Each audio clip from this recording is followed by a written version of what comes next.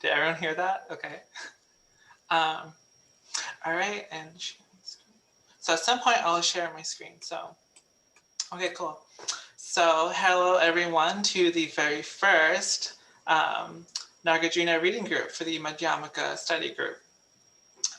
So we're reading this text, the Siddharits and Katsura rendition of the translation. And I think I've mentioned in the group, one of the reasons why I chose this particular translation is that Siddharits and Katsura do a really good job in deriving a lot of their commentary from established Indian commentaries. So it's less of a kind of Western interpretation of Madhyamaka and more so trying to remain true to how it was sort of understood and interpreted in India and Asia at large. So I'm the host of this. My co-host is Sagar Rao. And yeah, so I think the way we want to start off is, you don't have to if you don't want to, but you can unmute yourself, introduce your name, your pronouns, and if you want, and also, oh, Huang is coming. And also just a really brief statement on why you're here, what interests you about this book. Cool. Hey Huang, we're doing introductions. Cool. Okay, I'll go first and Sagar, and then we can go down the line. Okay, so as you know, my name is Kazi. I go by she, her pronouns. And my interest in Madhyamaka is basically an extension of my Buddhist practice. Though it's interesting because I did get attracted to Buddhism because of the label middle way, this idea of finding a middle path between extreme opposites or dichotomies really attracted me to Buddhism and other things as well. And then I quickly realized that I personally required like a very philosophical basis on understanding some of the really hard to understand concepts in Buddhism, like emptiness and dependent origination. So that sort of started off my study into the Madhyamaka, and now we're here. So Sagar, if you could start off. Yeah, my name is Sagar, and I also am interested. I'm also one of the moderators of the study group. Um, I am also interested in Madhyamaka because of its connection to Buddhism, because of my own being a Buddhist. I feel that what happened was I actually had no sort of my first introduction to Buddhism was all concerned with, I guess, Shravaka or like non-Mahayana Buddhism, and I didn't know anything about Mahayana Buddhism. But I did feel very strongly, even at that time, that I wanted to go to the Buddha and his Dharma and his Sangha for refuge as long as I lived. And I read, somehow I stumbled upon it, the Stanford Encyclopedia of Philosophy article on Nāgārjuna, and I did not understand it at all, but it seemed very profound. And so I started thinking this is very interesting, and I wanted to learn more about this. And as I did learn more about this, I found that it was actually exceedingly more interesting and far-reaching in its profundity and implications for how we should think about the world than I had at all conceived when I first read that SEP article. So I, for that reason, I'm very interested in Madhyamaka. I still, until now, I've read two of Nagarjuna's other works, and some of his hymns, but I have not read the fundamental verses, the Mula Madhyamaka Karka. So I'm excited. This will be my first time reading most of these verses. I've read a few of them just because they are quoted frequently in different sources. But this will be my first time reading this work as well.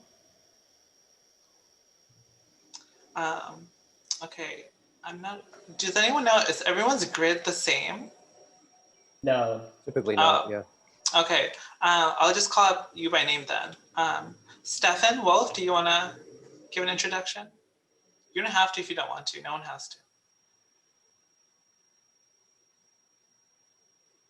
If you want to unmute yourself.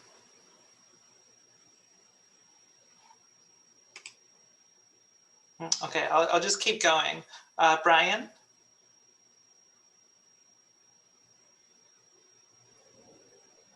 I've just, yeah, I'm Brian. I'm interested in this. It seems to, the premise that of emptiness aligns with the work that I do. I don't know. I want to engage more. I'll keep that. What's the work that you do?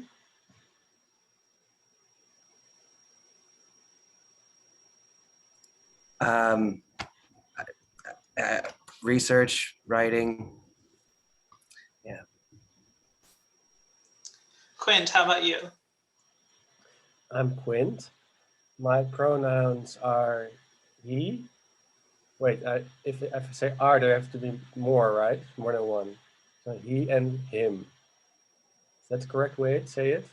Yeah, you got it. Okay. So I got interested in Buddhism maybe when I was like 21 years old. I'm 28 now. I'm from Amsterdam. I did a course on the Chandrakirti commentary, which was very inspiring and very. I got a bit the same as Sagar, I guess. Really, yeah, it really changes your view of your experience of the world as well. Um, and yeah, I'm into. I'm looking forward to diving deeper into it, and really like to communicate. Yeah, to learn from you guys and share, and yeah, so looking forward to it. Great. What about Matthew? Hey everyone, I'm Matt. I'm from New Jersey, and let's see. Well, first of all, I sort of hail from a Christian background. That's kind of the tradition I'm most familiar with. But I've also had a very robust and long-standing meditative practice, and so I'm very sympathetic to Buddhist ideas wherever I encounter them. I don't sort of pretend to understand them completely. That's kind of why I'm here. I understand Buddhism, much like Christianity, is a very probably a very diverse, um, uh, entity. Whatever, it's not monolithic. So, and I find that kind of zeroing in on a particular tradition oftentimes helps give you a better sense for the terrain than trying to kind of take a 50,000 foot view. So. And I've always really appreciated Kazi. Is that how you say your name? Yeah, Kazi. Yeah, I've always really appreciated your posts and your blog posts on the like hollow something. Your Holopoiesis. Yeah, your blog is awesome. I really appreciate Thanks. it. Let's see, what else do I want to say? No, I love these groups. Brian and I are actually in another group where we're reading a book about mushrooms. Oh, nice. And it's very productive. So, yeah, glad to be here. It's not mushrooms at the end of the world or something. That's the like one. That. Yeah, Okay, yeah. cool. I have to read that. It's very good. Awesome. Okay, what about Rosa? Yes, hi. I am not a member of the Facebook group, but Quint asked me to join this group Yay. or this meeting. And I haven't read a lot about Buddhism. I use the a meditate app from Sam Harris. It's called Waking Up app. So I use that every day, and it has been very nice. And um, I study philosophy with Quint in Amsterdam, and we had some text that was a little bit about Buddhism and the Western philosopher Hume. So that's the only thing I have read about Buddhism, but not really like a book or something. Yeah. And my pronoun is she, her. Cool, thank you. What about Aditya?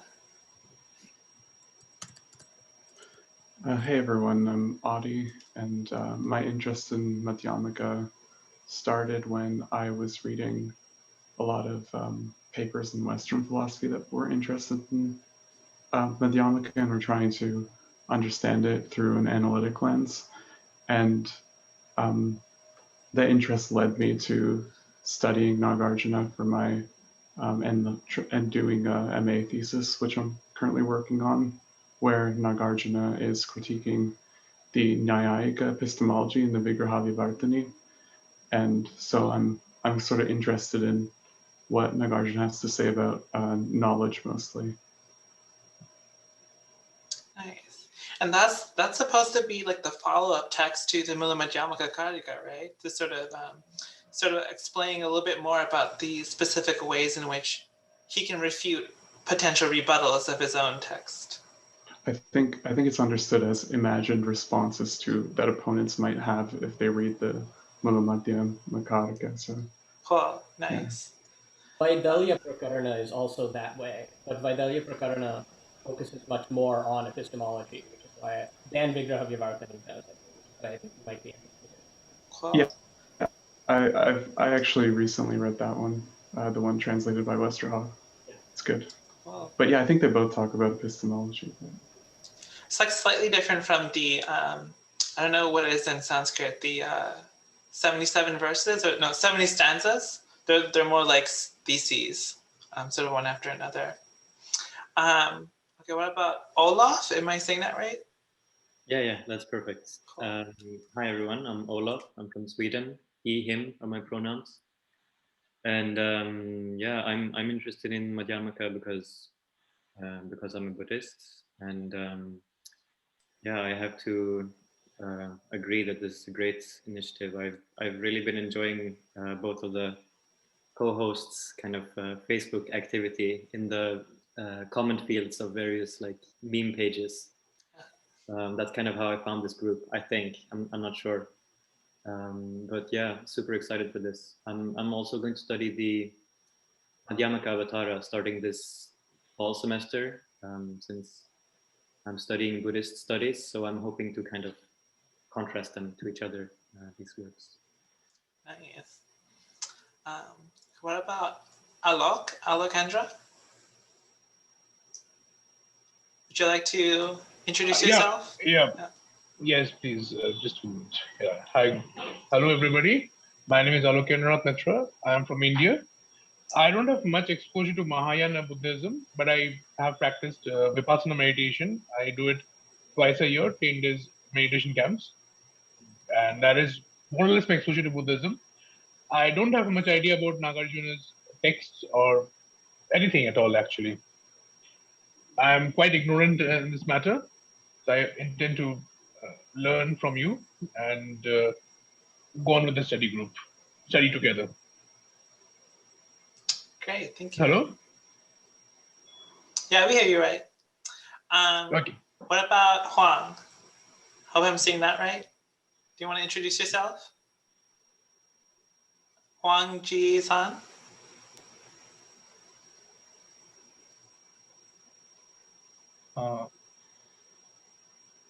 What's the question? Do you want to just introduce yourself, your name, and what interests you about Madhyamaka? You don't have to if you don't want to. Currently, I don't know what to say. Okay, well, if it's easier to type it out in the chat, that would be helpful. Okay, we can move on. What about Gregor? Gregor Rasper. Hello, everybody. My name is Gregor. I'm from Slovenia. And I'm interested in Buddhism for many years, but didn't really study it seriously till now. So basically, I'm a beginner. Well, I graduated from philosophy and sociology of culture some years ago, exactly on my 40th birthday. So when I was, for example, studying for the examination in Asian philosophies, for example, I read classics of Taoism, but not really Buddhism. But phew, I could say more, but maybe I should add that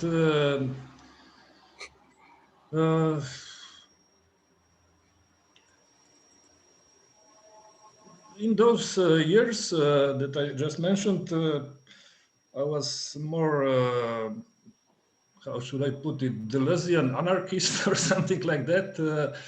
But some years after that, I became more Marxist, communist orientated. So I would say that I'm interested in Buddhism because, as far as I understand it, at the moment, it seems to me that it is like Marxism, some kind of liberatory philosophy, and I hope that would be enough for the beginning. Maybe. Yeah, that's great. Thanks.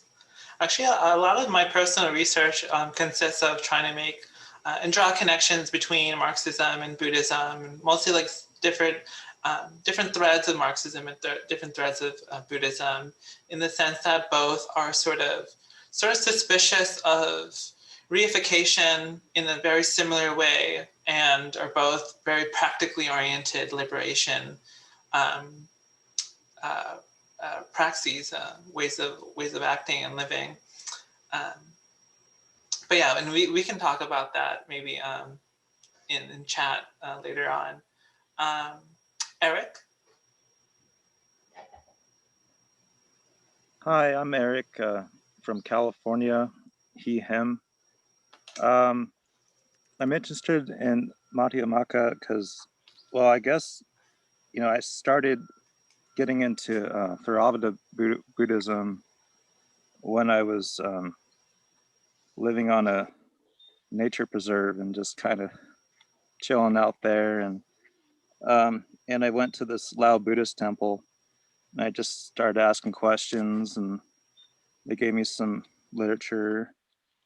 But like, I wasn't practicing it so much, and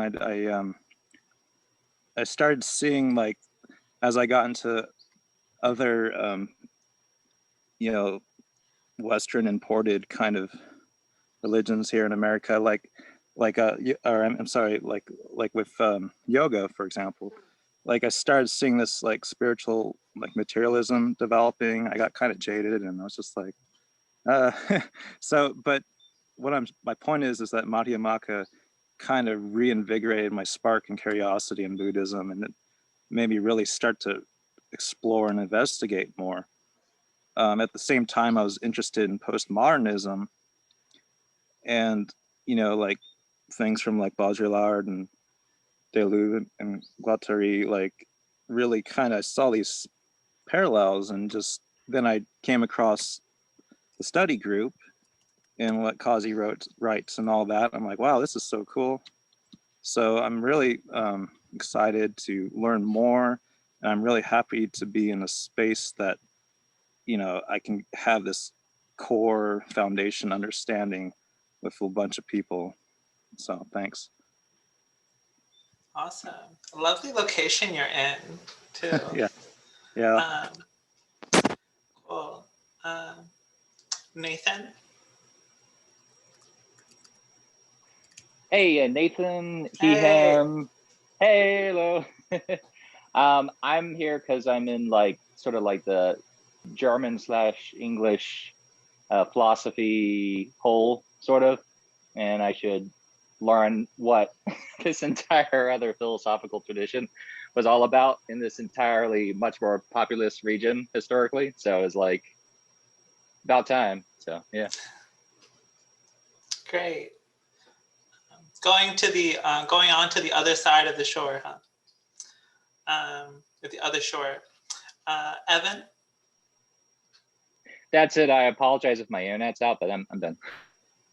Oh, I thought you were done. Hey everyone, Evan. I am from New York, living in Argentina, in Buenos Aires. I've been a practitioner for about 15 years in a lot of different traditions, mostly Mahamudra, Prajnaparamita. And yeah, I've read this book a few times, and when I read it, I'm like, yeah, this is great, I'm getting it, and then I finish it, and I have no idea what I read. And I feel like hopefully doing it with a group with other people to talk about it will kind of help things stick, because I really want to get like a working, functional knowledge of this beyond just kind of academic knowledge. So happy to be here. Great. Yes, it's very much like my experience. I think the first time I read it, I felt like half of my mind sort of automatically just like make the mouth movements and like reading it. And then at the end, I'm like, okay, what was that? But you knew something profound happened, so you keep going back. Okay, who else am I missing? Dylan? Would you like to go? Yeah, hi, sorry. I'm Dylan. You may already know me as Eugene. Okay. Hi. Internet joke. I've been interested in, I guess, what you would call critical theory for quite a while now, and particularly in the relationship between, I guess, time and reification, and the idea of how we inhabit our body and our world, changing the world. And Buddhism just seemed like a natural extension. Great. Is that everyone? I think I got everyone. Hi, Kazi. This is hi. Yeah. No, I messed up the first time. I go by Steppenwolf on Facebook. My real name is Sunil Nair. I'm an engineer by profession, and I just want to say I was attracted to Madhyamika through it's a long story. I was reading Carlo Rovelli's writings, and he said one of his favorite books was books by Nāgārjuna. That led me to Nāgārjuna, which led me to Mulamadhyam Mahakarika, and I started reading that, and I found a lot of profound truths there. And then I found your Facebook group there, and the amount of learning that I've gotten from you, Sagar Rao, and Scott Pearson was just fantastic. I really have to say it's fantastic. The places that you have led me and expanded my mind there is just absolutely fantastic. So thanks to you, and hopefully I can learn a little more about this book. I'm also trying to do a little bit of a translation from the original Sanskrit. So hopefully some of this works out. But you know what? It's great what you guys are doing, and I hope to continue learning. That's all, Kazi, Sagar, and also all the references that you sent off to Jay Garfield also helped. Some of the videos that you guys post. It's absolutely fantastic what you guys are doing, I have to say. So that's all. I'm just going to shut up now, and yeah, that's it. But thank you. Thank you. Nice that you can make it. Okay, cool. So I guess we can sort of start. What we basically have planned is, about 25 minutes. Me and Sagar are going to go over a sort of basic Buddhism introduction. It's going to be very, very basic. We're not going to go super elaborate because you can do that on your own, and that will take us centuries of Zoom time to actually cover all of Buddhism. And Buddhism is a living tradition, so we'll never stop.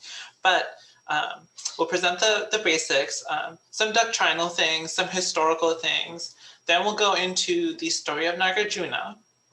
And then once we're done with that, we'll start on the text. We'll go a little bit over the list of arguments that was outlined in the introduction, and then we'll talk about the dedicatory verses. And at any point, if anyone wants to jump in, whether with a question or if you know some of this stuff, if you want to add in something, please do that. I think I mentioned in the group that I don't really want to structure this like a classroom, because me and Sagar are also students. We are not teachers. Yeah, exactly. We're just facilitating this discussion to happen. So please, don't be afraid of participating. unmuting yourself and saying something. Okay, cool. So I'm going to share my screen. And while you do, Kazi, if I may, with the basic like Buddhism introduction. Oh yeah, you can totally start. Actually, you should start now. Yeah. So for people who are interested in Madhyamaka but don't know about the religious context, who aren't aware, don't like know about what Buddhism is, or people who do know and just telling you things you already know, Buddhism is a religion whose followers are called Buddhists. The Buddhist doctrinal position, and this is universal across Buddhists, even though it is a very diverse religion, is that the Buddhist religion is eternally true, but knowledge of it is lost and then rediscovered at various times by individuals who, through perfecting various spiritual and moral virtues, figure out these important truths for themselves and render themselves perfected teachers. These perfected teachers are called Buddhas, which is a past passive participle of a verb in Sanskrit that means to wake up, so it's awakened. These Buddhas are the main objects of veneration for Buddhists, and they're also the source of the strictures that guide Buddhists' religious lives. Buddhists also venerate various other beings that are held to be awakened ones of lesser greatness than Buddhas, such as people who are on their way to becoming Buddhas, and so on. The current, from the Buddhist perspective, era of Buddhism, that is the current time in which these truths of Buddhism have been discovered and taught to the world, is that of a Buddha who's called Shakyamuni in Buddhism, meaning sage of the Shakyas, because he was born in a clan called the Shakya clan. And he attained Buddhahood, or was born and taught the Dharma about 2,400 years ago, teaching these truths of Buddhism, creating an assembly of monastic and lay followers, which lives on to this day. The vast majority of Buddhists being lay people, though there are still a lot of monastics. The Buddhist belief is that eventually this Buddhist community will die out and knowledge of the Buddhist teaching will be lost, but then another Buddha will come about again in the world and teach again the instruction and refound this community. The subset of this community that is held to have made significant progress on the path towards awakening is called the Noble Assembly, or the Arya Sangha. And they do so by means of the teaching of the Buddhas, which is called Dharma. And those teachings are, of course, taught by the Buddhas. So these three things, the Buddha, the Dharma, and the Sangha, are called the three jewels in Buddhism. As for what this group is primarily concerned with, or what Nāgārjuna's religious philosophy is primarily concerned with, it is concerned with what those truths of Buddhism that Buddhas are held in Buddhism to be perfectly awakened to. Across all of Buddhism, it centers around some kind of mass error theory, with Buddhists, with the Buddha having taught that all sentient beings are deluded in a very deep way, such that mere intellectual correction of the delusion can't solve the problem, deluded concerning features of the world, and this delusion is built into our very experience of the world. Where there is diversity among Buddhists is in describing what specifically constitutes that delusion. But basically, Buddhists believe that the continued delusion serves to keep beings being continually born, dying, and then being reborn in various circumstances. This is the Buddhist afterlife view, the doctrine of reincarnation or rebirth. Salvation in Buddhism is the removal of this delusion, and thus freedom from both birth and death. Because it's freedom from birth and death, it's sometimes called Amrita, literally, it's cognate, and it means the same thing as immortal, but it's not immortal in the sense of eternal life, because it's immortal in the sense of being free from dying, because you're being free from being born again. A state largely considered to be indescribable in ordinary terms, because our ordinary understanding of the world is so completely conditioned by this delusion that there's no easy way to talk about what it is like to be free from that delusion.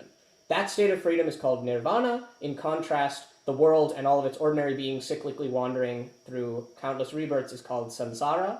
The Buddhist view of the holy life, then, is the one that aims at ending the causes of persistence in samsara, which are delusion, along with greed and hatred is the common list of things, and thus attaining nirvana. Generally, though, most Buddhists don't see themselves, monastic or lay, most Buddhists don't see themselves as attaining nirvana in this very lifetime, so they focus on living meritorious lives in line with the Buddhist religion to build a kind of momentum for practicing the Buddhist path, such that eventually, perhaps in a future lifetime, they may attain nirvana. Having understand that, you understand the basics of Buddhism. Nāgārjuna's then project is to spell out a particular interpretation of what this delusion, and thus what it would mean to be free from the delusion, is. And this is what, if we recall in the introduction, where he says that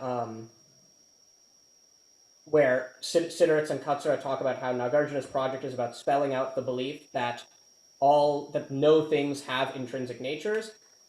Imputing intrinsic natures onto things is what he thinks the primary principal delusion that keeps beings in samsara is, and thus nirvana is to be achieved from his perspective by removing this imputation, seeing things as they are without lacking intrinsic nature, or thus seeing them as empty of intrinsic nature. So this is how Nagarjuna's philosophical project then fits into the religious concerns of Buddhism. That's my 5-minute Buddhism spiel. Great, awesome, thank you. That was really great, very succinct, very nice. Cool. So what I'll basically do is a sort of a bit of an elaboration on some of the different points through using what's called the three turnings framework. And the three turnings is basically what we have to understand is like a heuristic tool that's been used by later Buddhists to sort of organize all the different Buddhist sutras and the different teachings in these three different levels. And they usually correspond to different sermons that the Buddha had. And sometimes it's numbered by 4, maybe 5. There are different ways in which Buddhists have created that list, but I'm going to go with the third one, but the one with the 3 aspects. And I just want to emphasize that this doesn't say anything about what the Buddha himself necessarily taught, but it's a way that Buddhists have understood the different levels of his teachings. So let me share my screen.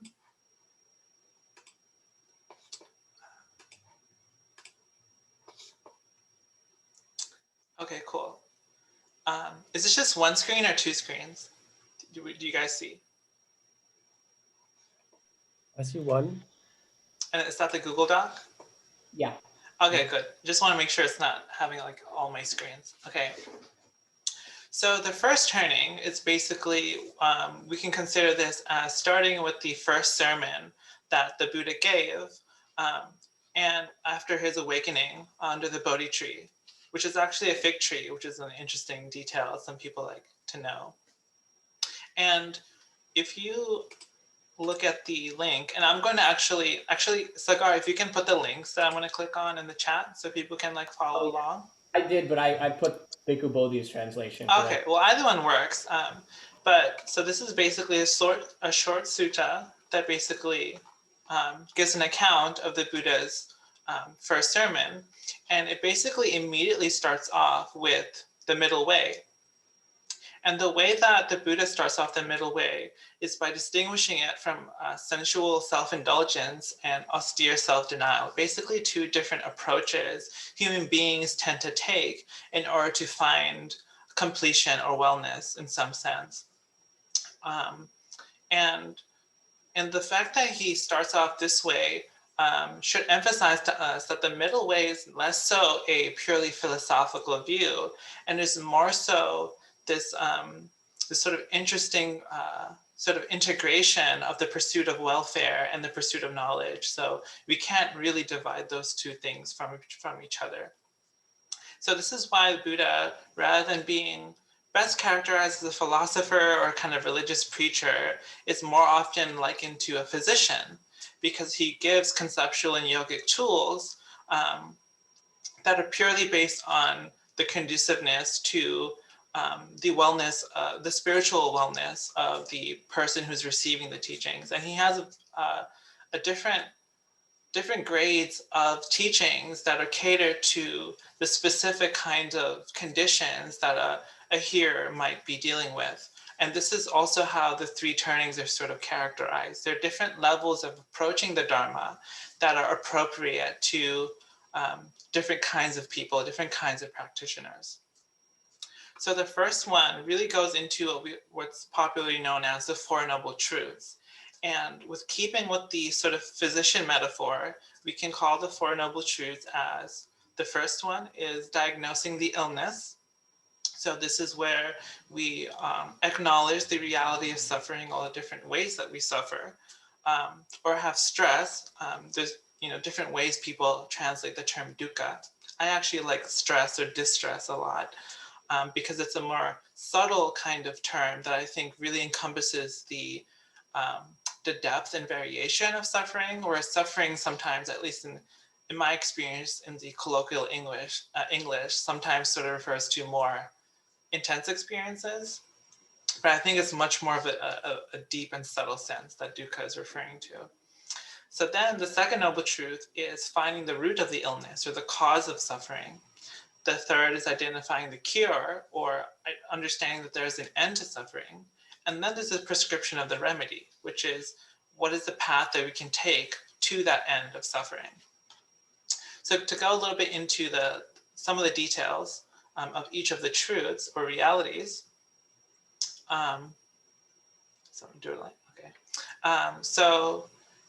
In the diagnosis of suffering, typically the Buddhist tradition understands suffering in these three different aspects, and they're all actually listed in the sutra that we have.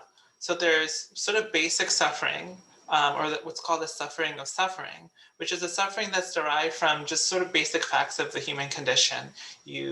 There's pain associated with being born, there's pain associated with getting really old, getting sick, and ultimately dying, or getting in the process of dying, or dealing with death. Then there's the suffering of change, which is usually listed as having what you don't want, not having what you want, and not getting what you want. And so that's how we suffer because of the reality of change. And then there's a more subtle and kind of complex understanding of suffering, which is all pervasive suffering, which is a sort of intrinsic insecurity or anxiety associated with being a conditioned entity, the type of being that we are. So then the second noble truth, finding the root of the illness. So craving or tanha is identified as the root of the cause of suffering, which is basically this sort of desire to acquire and to have things for oneself in order to sort of ground one's own existence. And this is identified as one of the root mechanisms by which we are perpetually causing ourselves to be reborn in the cycle of samsara. And often tanha is sort of translated as desire, and we have to be careful about translating terms into English because sometimes the nuances of the original terms aren't captured by even not just like one or two English words, or even multiple different English words that you sort of understand together. Sometimes the sum of all these different translations still won't be equivalent to the original. So we have to sort of keep that in mind when we're understanding exactly what it is that's being referred to with some of these things. Because there's good forms of desire, right? If we can understand a kind of aspiration towards something that's virtuous, or desire to do virtuous actions. That's not necessarily craving per se.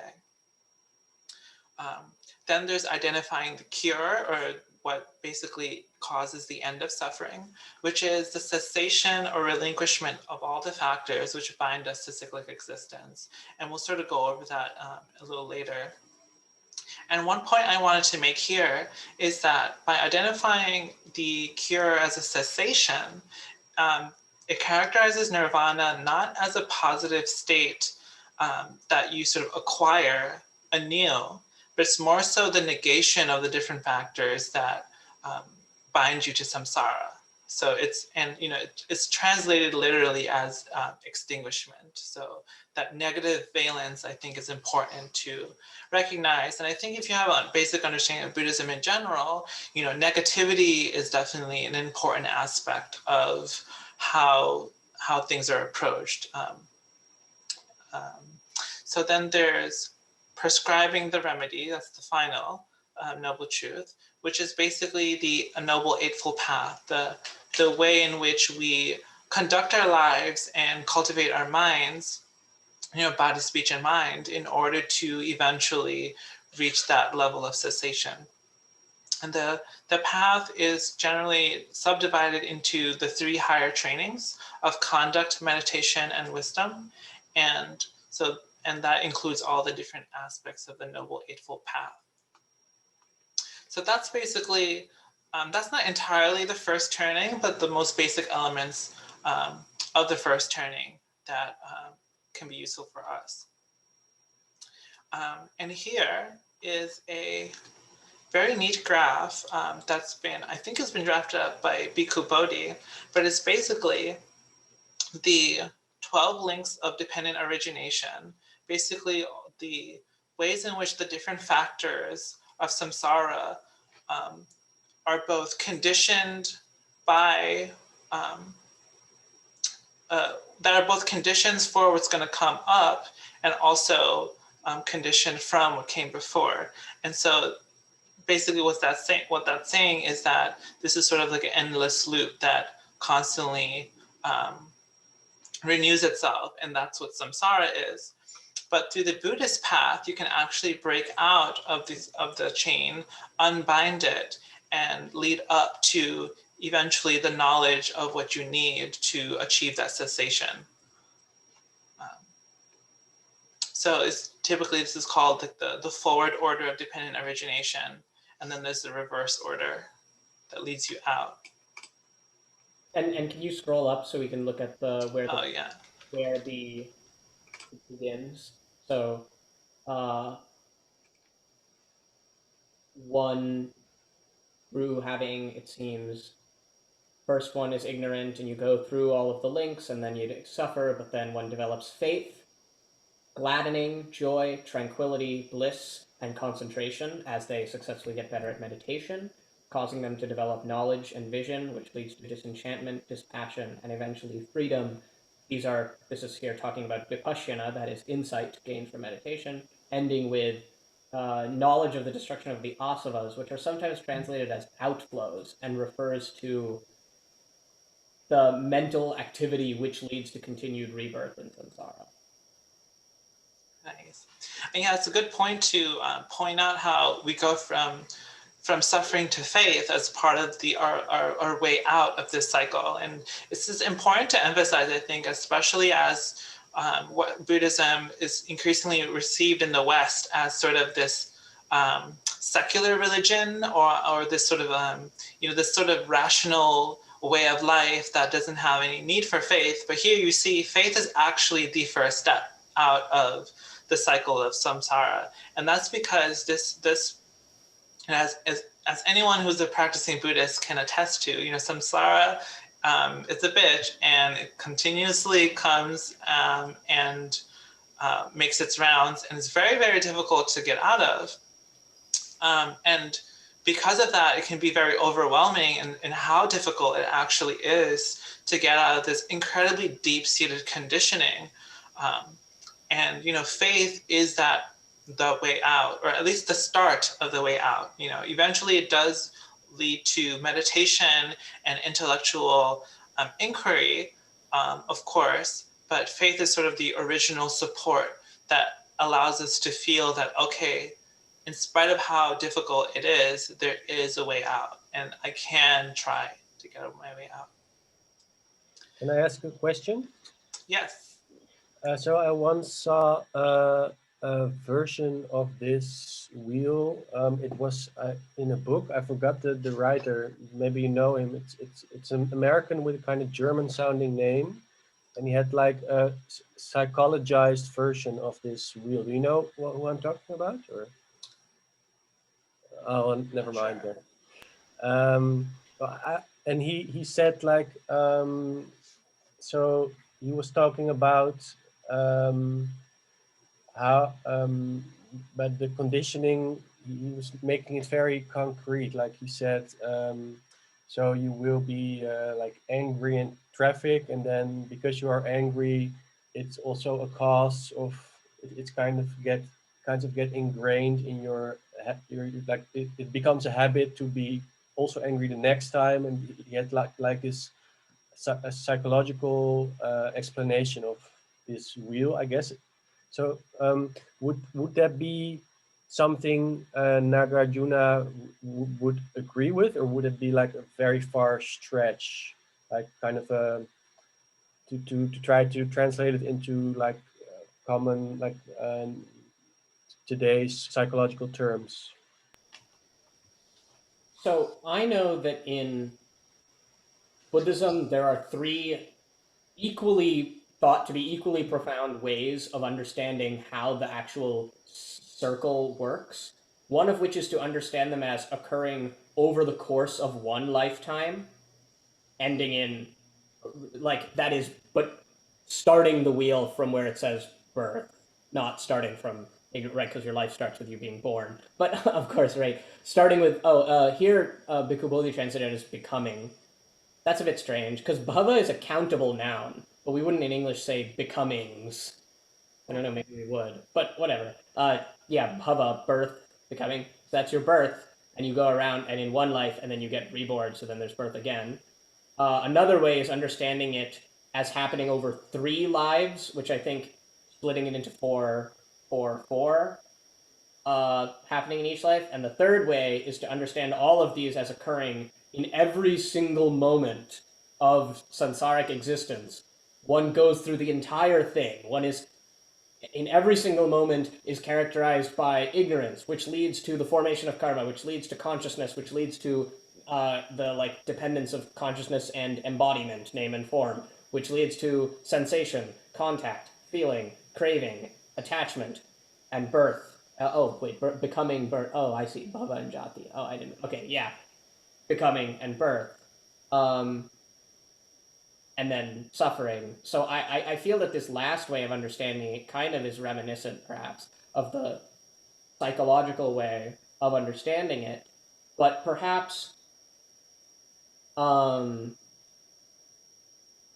it's definitely, I mean, it's more metaphysical, I guess. It's not necessarily about human mental behavior so much as what precedes human mental behavior, what's underlying that there even is mental behavior in the first place. And so we might even, it's almost like meta-psychological almost. Right. I feel. But it does have, there is a common way of interpreting and thought to be just as valid and useful in concurrence with the other ways of understanding dependent origination, to take it as something that's happening all the time. Yeah, that's a good way to sort of segue into another point that I wanted to make, which is that we're looking at these as a series of causal links, right, that diachronically progress in a sort of linear sequence. But we can also understand them synchronically as just different aspects of the same moment. You know, this sort of dialectical approach we can take here. You know, either way is actionable for different reasons. You know, so it's you know, the presentation is sort of causal and linear, but we shouldn't really. I think it might be a mistake to try to understand, like, in actual practice, there would be like successions of moments that all correspond to each step. I mean, it's more so this sort of network of relationships that produce every single moment. And I like the idea of moment because of how vague it is. You know, we can think of it as like the most fundamental momentary duration of experience, or we can take, like, you know, this Zoom as a moment, you know, this Zoom experience we have as a moment. The boundaries of a moment is always conventionally defined. And I feel like if we understand this cyclical reoccurrence of samsara in terms of moments, we can, you know, it's very easy to go through different scales, you know, from the psychological moment to moment thing, or even moments as entire lives as like moments, progressing through the sequence. Cool. I think that's oh no, hold on. I did not finish copying. Okay. Okay, so to go a little bit more into dependent origination, so the doctrine of dependent origination can be expressed in slightly different ways. The way we just saw on the graph is basically the second way, which is a process relational account of the cyclical reoccurrence of conditioned existence, which entails rebirth in samsara and results in distress.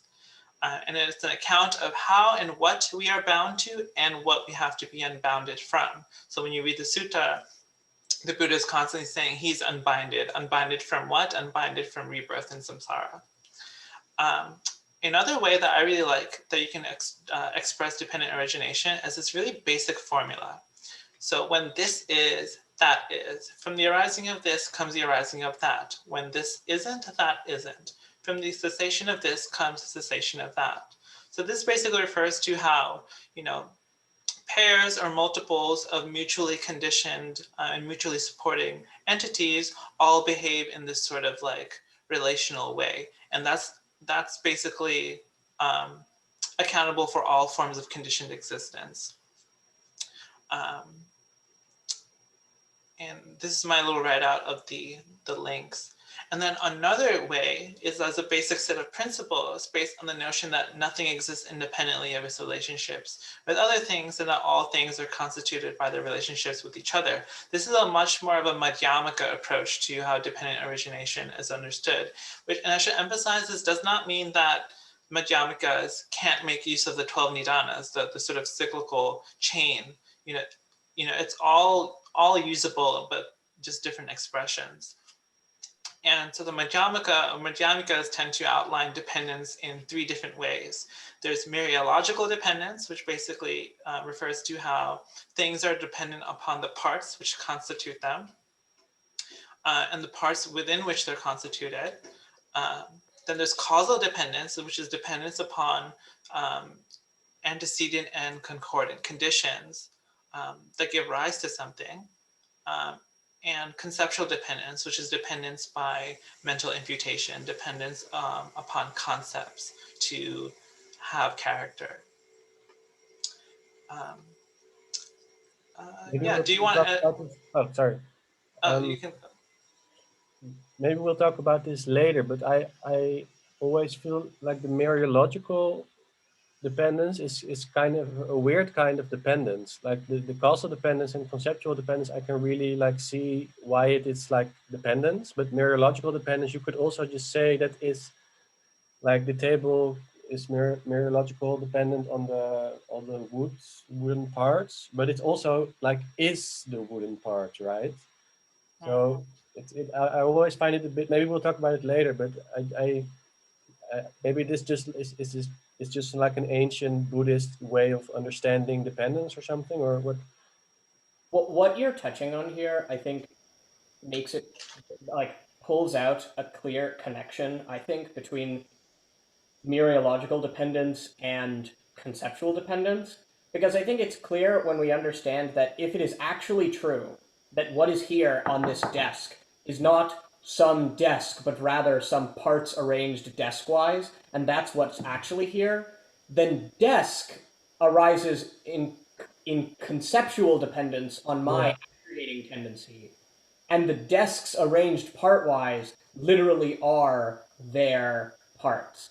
So conventionally, we would say there is a desk and it depends on its parts. And then at a more refined level of analysis, we say there's no desk and there's an imputation of desk onto the part. Because the conceit of Madhyamaka and Nāgārjuna is that there's never a point where you get to stop doing this, because he doesn't believe you bottom out at some dharmas. It's not like once we get to some fundamental parts, we can explain all of this mereology. And that's one of the reasons why things are empty. And this is often expressed in what Siddhartha calls the neither one nor many argument, I think, in that things, if they are to be taken as identical with their parts, that doesn't make sense because the parts are, there are many of them and they are singular, which means the singular thing has to be a conceptual imputation upon this plurality of parts. But if you do this then to each of the individual parts as well, and find that you can never stop doing this, then everything is neither one nor many. So all things have this conceptual dependence. They are lacking for some intrinsic way that they are independent of our concern. This is really helpful. I appreciate this part of the conversation.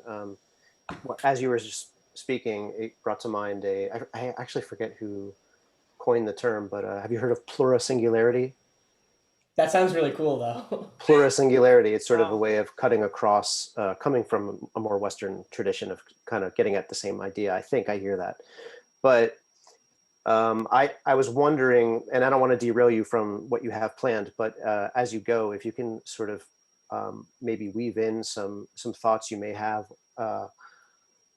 this discussion on process relationality and this sort of traversing of spatio-temporal and conceptual illusion makes me think of the sort of like, makes me want to like draw in a Whiteheadian thread, a Bergsonian thread, right? And their work with time and well, Whitehead's a little more complicated, but anyway, I don't want to derail you again, but just like if you could find a way to bring that in, I would find that, I would appreciate that. Thanks. Kazi's the one who knows all about the Whitehead stuff. I mean, I'm glad you bring that up because I do think, you know, as much as we should be careful about the different kinds of Western systems and Western traditions we use to sort of understand and analyze Buddhism, I think there's something about Whitehead and maybe some aspects of Derrida that are very fruitful, I think, in getting a grasp on some aspects of Madhyamaka. Maybe not all of it, obviously, because they're different, but definitely very similar resonances, especially the process relational account of Whitehead. Honestly, when I was talking about moments before, you can sort of maybe even replace that with the idea of actual occasions of experience, you know, which is the Whiteheadian terminology, and that maybe aggregates of dharmas are like societies in Whiteheadian terms, you know, these integrated nexes or nexi of actual occasions of experience. But yeah. And I think as we start to read the text, I definitely want to encourage people to bring some lens and, of their own and from their own interests. So you can take you know, add things about Western thought here, or even other forms of Asian thought, or even other forms of like thought, like indigenous and African thought. I mean, I really like that this whole group is global. We're from all around the world. So it'd be great to have a more global perspective on things. Cool. So, we're already at an hour, so I'll try to speed it up. So that was the first turning. Now the second turning, so kind of very interesting and very related to what we're doing with this group. It's basically kind of like, you know, we can understand the turnings that emphasize emptiness and the bodhisattva path. So whereas the first turning teachings may have emphasized emptiness as referring to the emptiness of the substantial person, of the individual ego, the second turning universalizes emptiness to encompass all phenomena, including emptiness itself. And we'll look into, and we'll get an elaboration by Nāgārjuna exactly how this is possible. And yeah, so this is a turning point that Nāgārjuna is most closely associated with, since he's often considered to have accomplished the task of providing the philosophical demonstration of what's otherwise just simply asserted about emptiness in the sutras. We'll actually read the Heart Sutra in a second. So the second turning also expands the axiological or sort of value scope from that of liberation of the single individual from samsara to liberation of all beings throughout samsara. And this is why the second turning is closely associated with the Mahayana, or the Great Vehicle, also known as the Universal Vehicle, due to its balanced and expansive scope. And another key factor for this is that the motivational or aspirational energy that's said to be the only way to truly operate this vehicle is bodhicitta, or the mind that compassionately strives for awakening of self and other. And the path also is slightly refined with the practice of the paramitas, which are basically a form of virtue ethics, if you can call it that, that are all cultivated in order to transform the mind on the bodhisattva path to reach Buddhahood. Can you add anything to that, Sagar?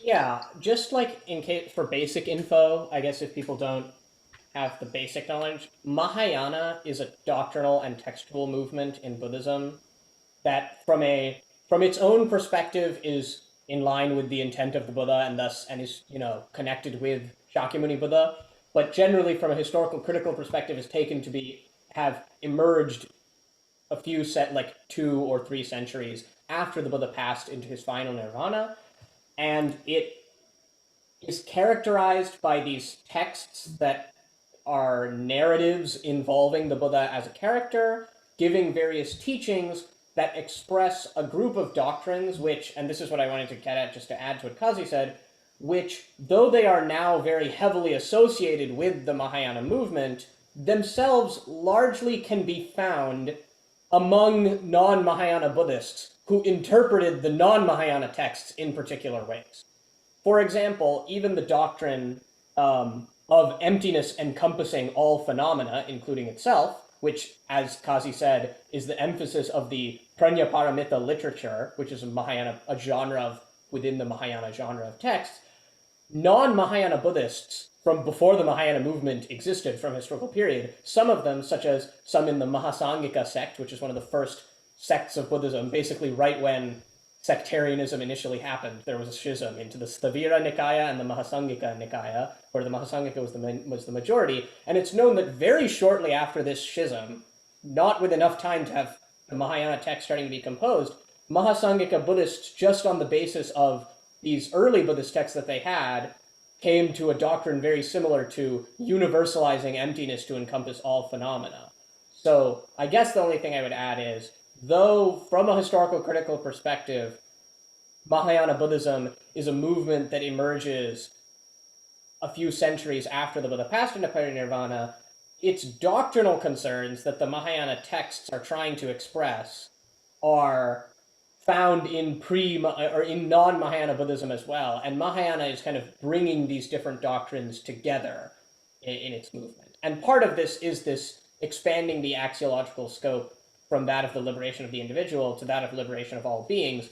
But this too is found in non-Mahayana Buddhism as well. It's just thought to be reserved for a few select, very extraordinary practitioners, whereas Mahayana Buddhism is more built on the idea that all such extraordinary practitioners who are able to have this far-reaching effect were once ordinary people like you and me, and thus any of us could, if we want to, aspire for that greater, more expansive liberatory goal. Awesome. Yeah, this is why I've been trying to be a little loose with some of my language, such as closely associated with the Mahayana. I want to keep emphasizing that these are heuristic tools developed by later Buddhists to make sense of this grand cathedral or grand stupa, I should say, of the Buddhist teachings, of the Buddhist Dharma. So, they're useful for getting a grasp on this gigantic system, but at the same time, we should understand that they're constructed systems for very particular kinds of interests.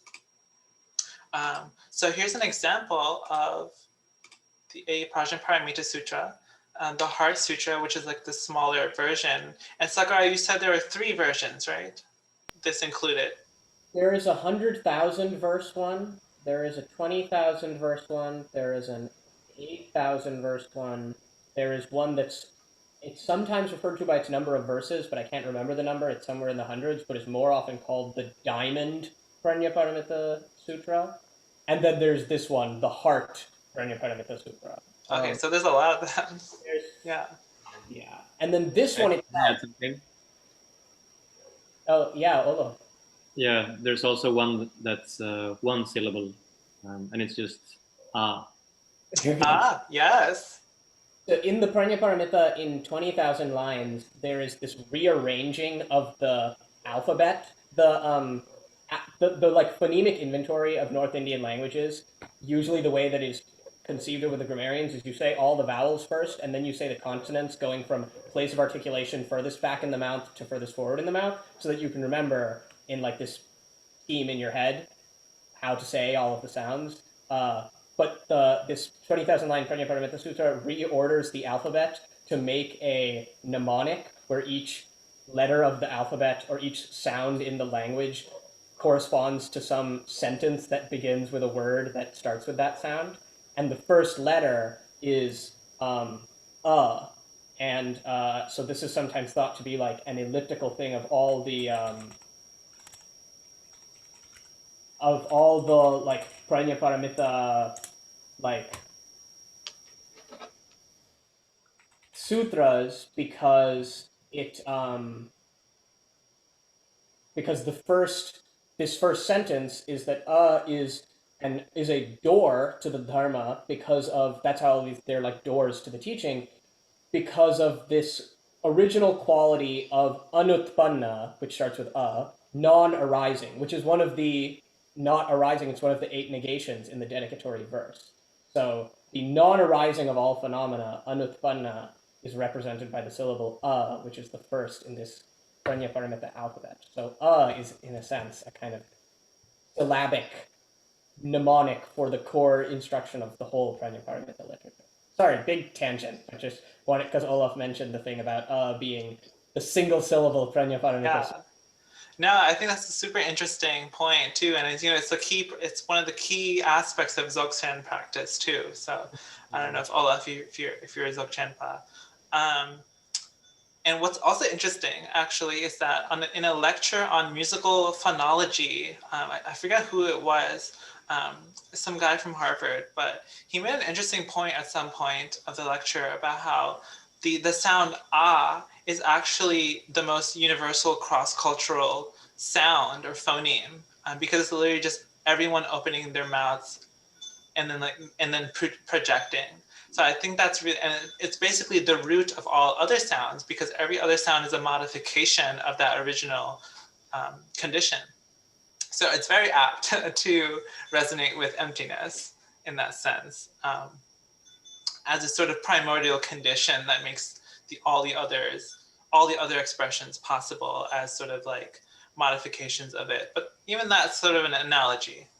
Don't want to take that too literally. Okay, so this is not too long, so I thought I would sort of recite it, and you can recite alongside me if you want.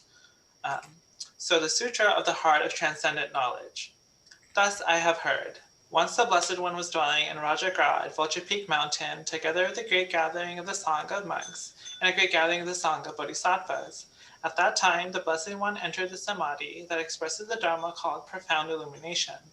And at the same time, noble Avalokiteshvara, the Bodhisattva Mahasattva, while practicing the profound Prajnaparamita, saw in this way. He saw the 5 skandhas to be empty of nature. Then, through the power of the Buddha, Venerable Shariputra said to noble Avalokiteshvara, the Bodhisattva Mahasattva, how should a son or daughter of noble family train who wishes to practice the profound Prajnaparamita? Addressed in this way, noble Avalokiteshvara, the Bodhisattva Mahasattva, said to Venerable Shariputra, O Shariputra, a son or daughter of noble family who wishes to practice the profound Prajnaparamita should see in this way, seeing the 5 skandhas to be empty of nature. Form is emptiness. Emptiness also is form. Emptiness is no other than form. Form is no other than emptiness. In the same way, feeling, perception, formation, and consciousness are emptiness. Thus, Shariputra, all dharmas are emptiness. There are no characteristics. There is no birth and no cessation. There is no impurity and no purity. There is no decrease and no increase. Therefore, Shariputra, in emptiness there is no form, no feeling, no perception, no formation, no consciousness, no eye, no ear, no nose, no tongue, no body, no mind, no appearance, no sound, no smell, no taste, no touch, no dharmas, no I dhatu up to no mind dhatu, no dhatu of dharmas, no mind consciousness dhatu, no ignorance, no end of ignorance, up to no old age and death. No end of old age and death, no suffering, no origin of suffering, no cessation of suffering, no path, no wisdom, no attainment, and no non-attainment. Therefore, Shariputra, since the Bodhisattvas have no attainment, they abide by the means of Prajnaparamita. Since there is no obscuration of mind, there is no fear. They transcend falsity and attain complete nirvana. All the Buddhas of the 3 times, by means of Prajnaparamita, fully awaken to unsurpassable, true, complete enlightenment. Therefore, the great mantra of Prajnaparamita, the mantra of great insight, the unsurpassed mantra, the unequaled mantra, the mantra that calms all suffering, should be known as truth, since there is no deception. The Prajnaparamita mantra is said in this way. Om Gate Gate Paragate Parasam Gate Bodhisvaha. Thus, Shariputra, the Bodhisattva Mahasattva, should train in the profound Prajnaparamita. Then the Blessed One arose from the Samadhi and praised noble Avalokiteshvara, the Bodhisattva Mahasattva, saying, Good, O son of noble family, thus it is, O son of noble family, thus it is. One should practice the profound Prajnaparamita just as you have taught, and all the Tathagatas will rejoice.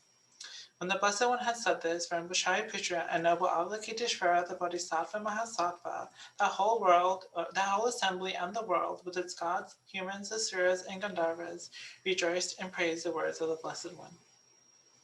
So it's a very, very beautiful little sutra. And the Sanskrit is also incredibly rhythmic and beautiful. And I would suggest you look that up on YouTube. Lots of beautiful renditions. The most of the ones that people recite in the Sanskrit is the shortened version of this that is shortened for easier memorization. This is the long. Okay, so this is a long short. Yeah, this is the longer version of the shortest for anyone. Okay, cool. There's one that's condensed for easier memorization, which is the one that you hear a lot of recordings of.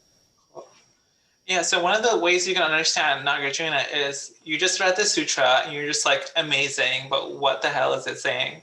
And Nāgārjuna comes in and he's like, here's exactly why this makes sense, if you understand him, which is what the goal of this group is. Let's see. Okay, cool. So that was the second turning. And now we go to the third turning.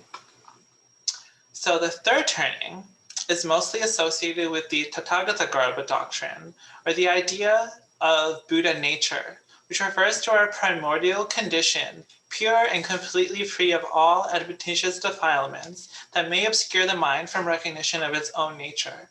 It is the part of us that is, in one manner of speaking, always already awakened. So you can see how if you were to say certain people might be adherents of these different turnings, you can see how from the first and the second perspective, the third turning sounds like a complete reversal of everything that's been taught. You know, oh, you taught that the prime goal of the holy life is cessation of the mental factors that bind us to samsara. You say that everything is empty, but now you also say that there's a pure primordial intrinsic element in me. You know, that might be some reaction that certain kinds of people and adherents might have.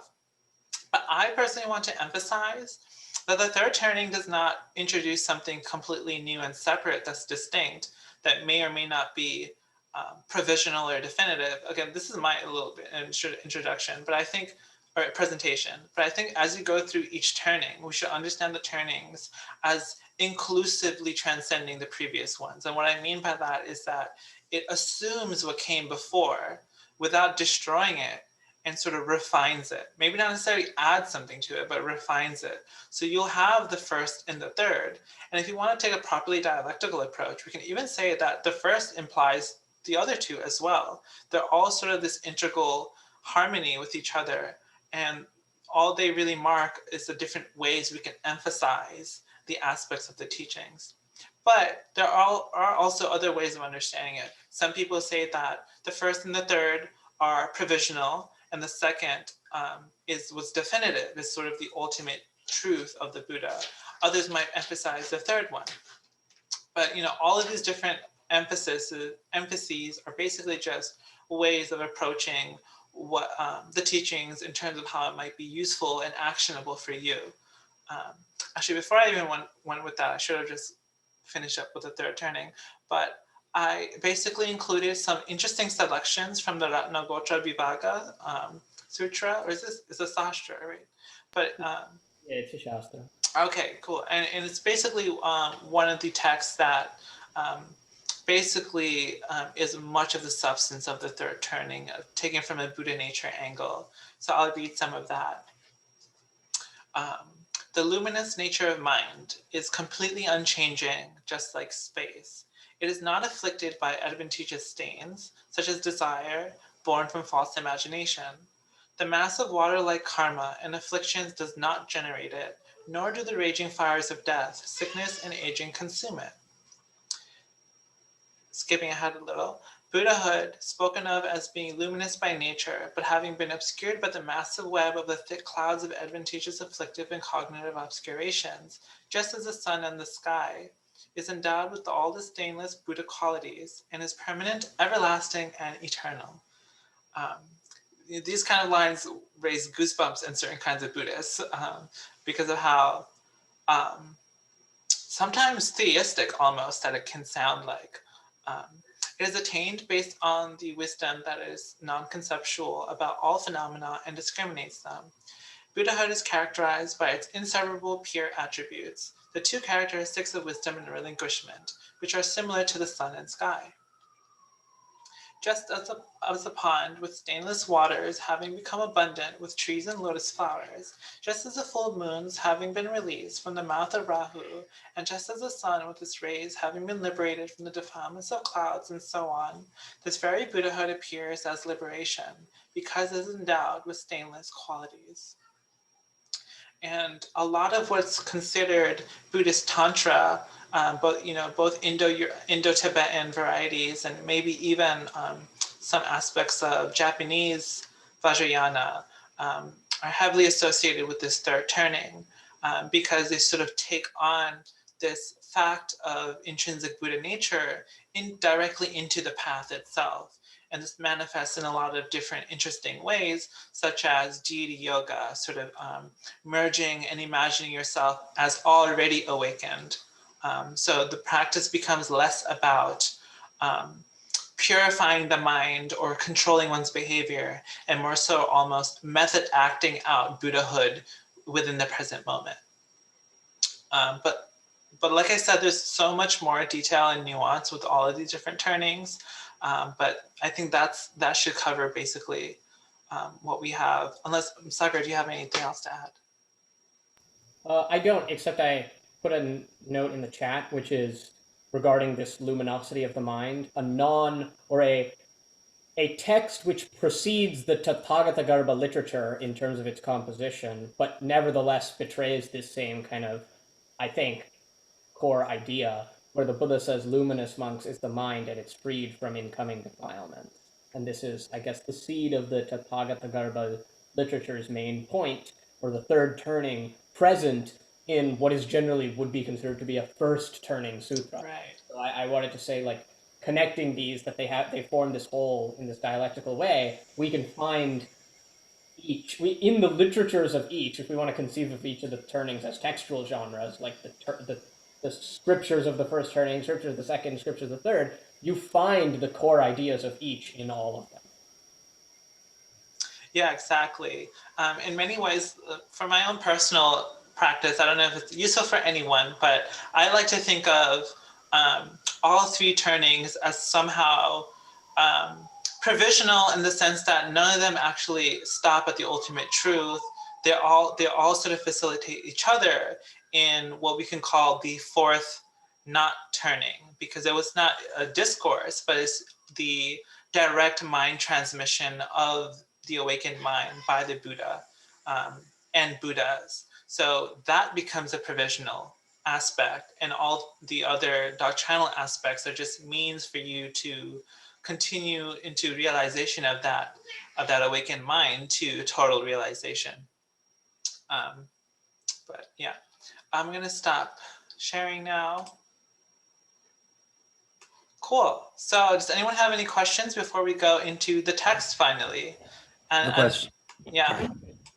Oh, the document with the transcendent dependent arising, where's that from, or is there a way to get access to at least the I'm interested in the diagram.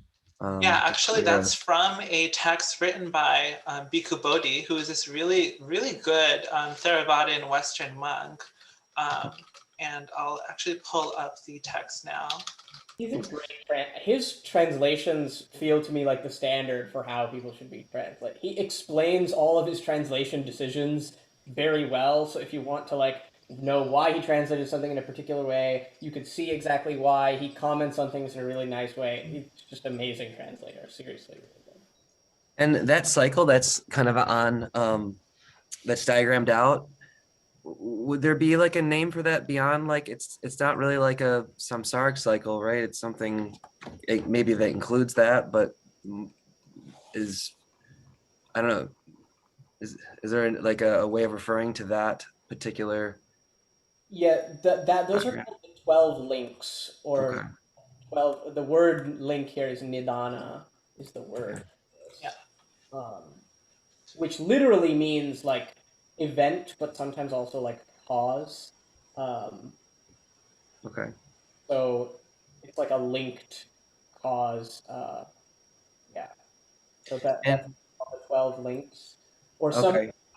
pratitya samutpada, which samutpada is arising, and pratitya is like a passive kind of thing, having depended. So arising, having depended on something is another way that this is called, is pratitya samutpada. And that's interesting. And would there be a if in your own from your own perspectives, I guess the concept, I don't know if you're much familiar with the concept of samtana or mind stream or crossing over, and how that would maybe fit into that into those 12 links, like where it would go in the diagram, I guess. So the chitta santana, like in Yogacara, like where you have the stream of mind, is vijnana. Do you want to show the diagram again? Oh, you're muted. So I linked to the PDF of the text in the chat, and it's somewhere in here.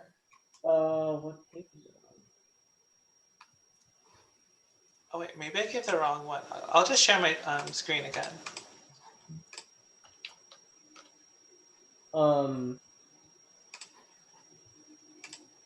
This book that you linked though is about the reverse, like the way it's reversed. It's about the like. Oh right, yeah.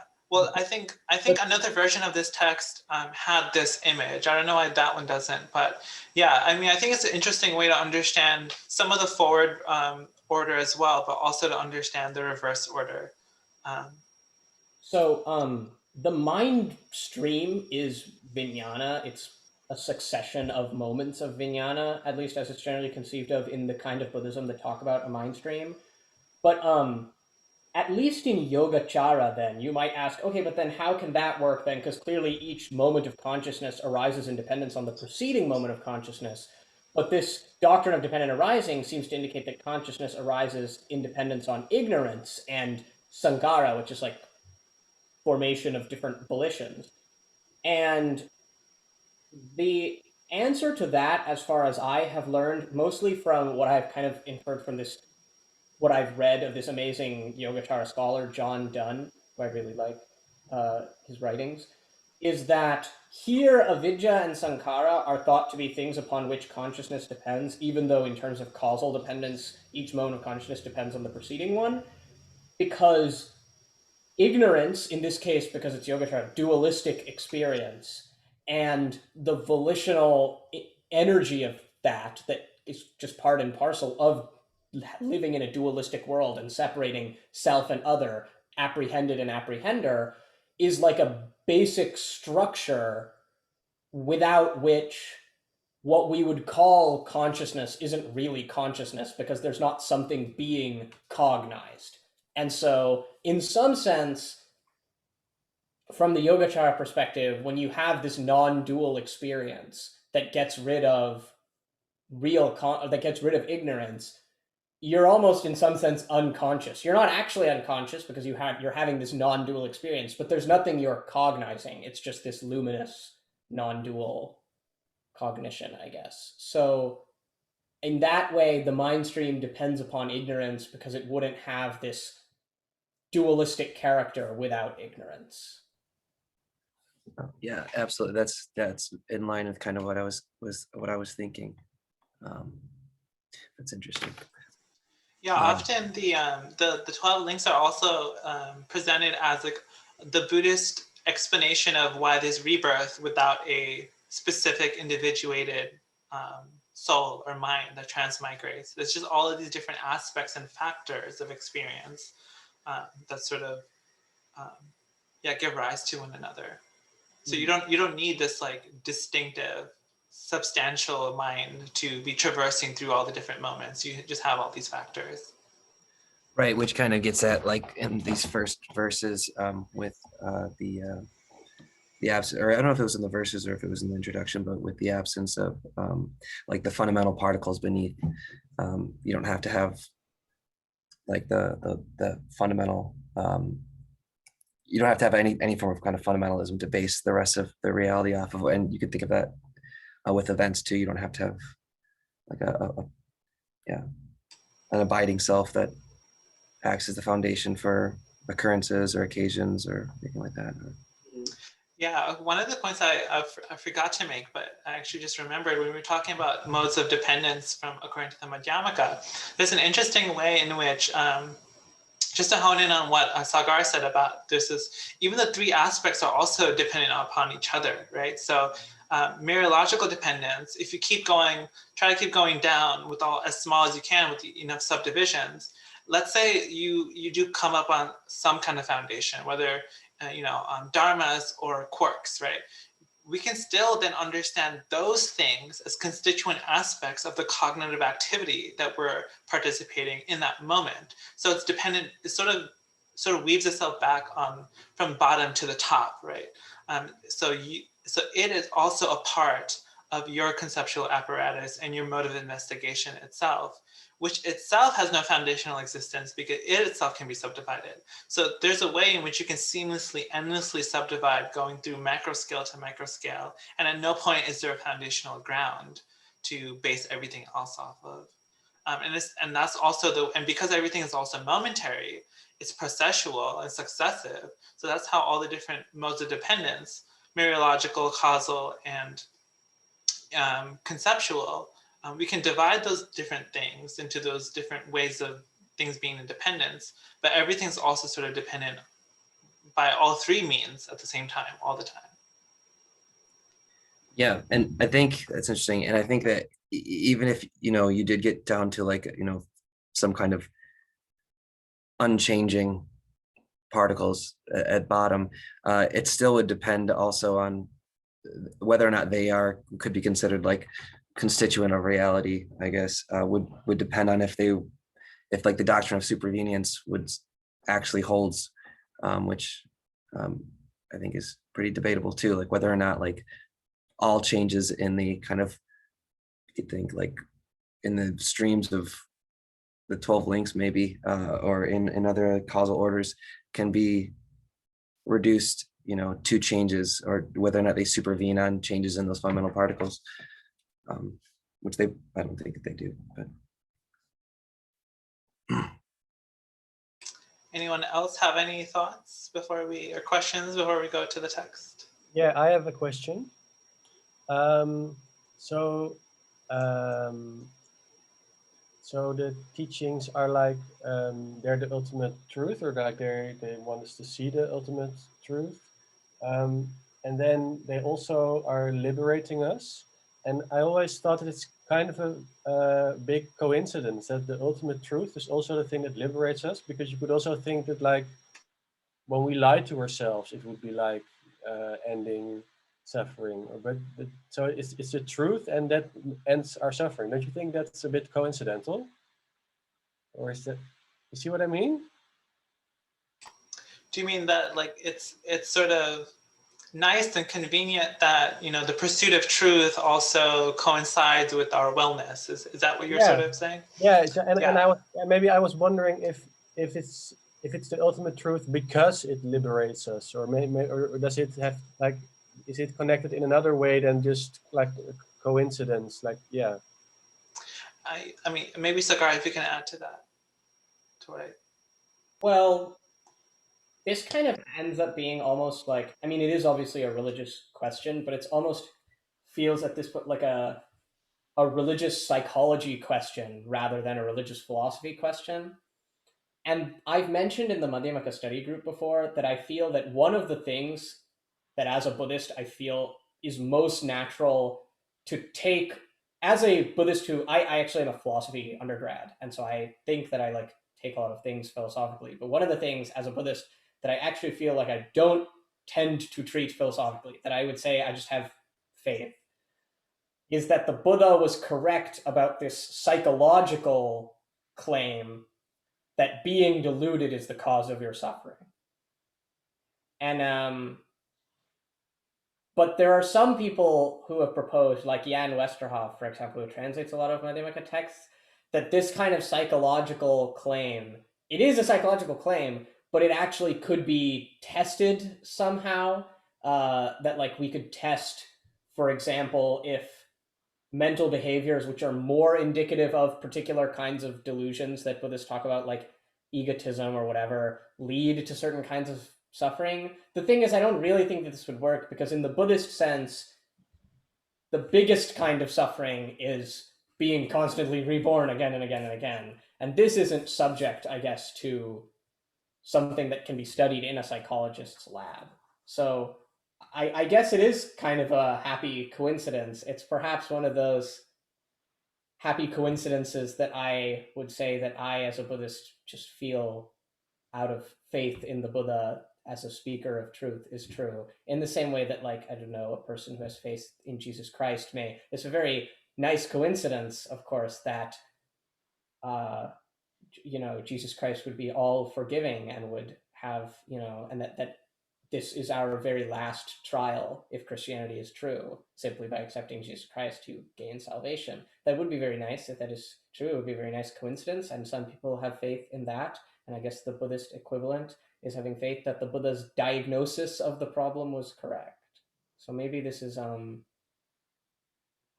don't know how up for philosophical demonstration this point is, maybe, but Kazi might disagree with that. I don't know. I'm not sure I would disagree, or rather just take a different kind of approach. It's like it's really interesting when you think about what we usually consider as truth, which is like a proposition that corresponds to facts in the world. And in an interesting way, it's sort of like Buddhism reserves that kind of correspondence theory of truth, or coherency theory of truth, on the conventional level. They're actionable if they make sense, if they can actually afford us what we want out of experience. But then when it comes to ultimate truth, it starts to be different, because it's not, there's no subject of knowledge who is acquiring knowledge of an object of knowledge, right? So that correspondence duality no longer adheres. But at the same time, Buddhists don't abandon ultimate truth. There are some people who say the ultimate truth in Madhyamaka is that there is no ultimate truth. I have issues with that. I think there is an ultimate truth. It's just that the nature of truth changes. And I'm not exactly still sure about what the nature of that is, but I think it's definitely very close to what you were bringing up, which is this coincidence, this synchronicity between, the ultimate truth and our complete wellness. And I think part of that is just sort of based on what the Buddha was set out to do. I think one of the basic premises you kind of have to accept on the Buddhist path is the fact that no matter what kind of being you are, you don't want to suffer. That's the basic premise. If you disagree with that, I think it'll be very hard to become a Buddhist in any meaningful way. If you don't agree that, like, sort of one of the most basic driving aspects of the human condition is that we like things that are pleasurable and dislike things that are not pleasurable. And so he sort of takes that and sort of asks, like, okay, so there's a sort of genuineness and sincerity and maybe even truth in that goal, and how do we really realize it? And I think so in that sense, the Buddha's ultimate truth is based on that initial premise. And is it the objective truth? I mean, maybe if that helps you on that path, you can consider it that way. If it's unhelpful, then don't consider it that way. It's a different approach to truth.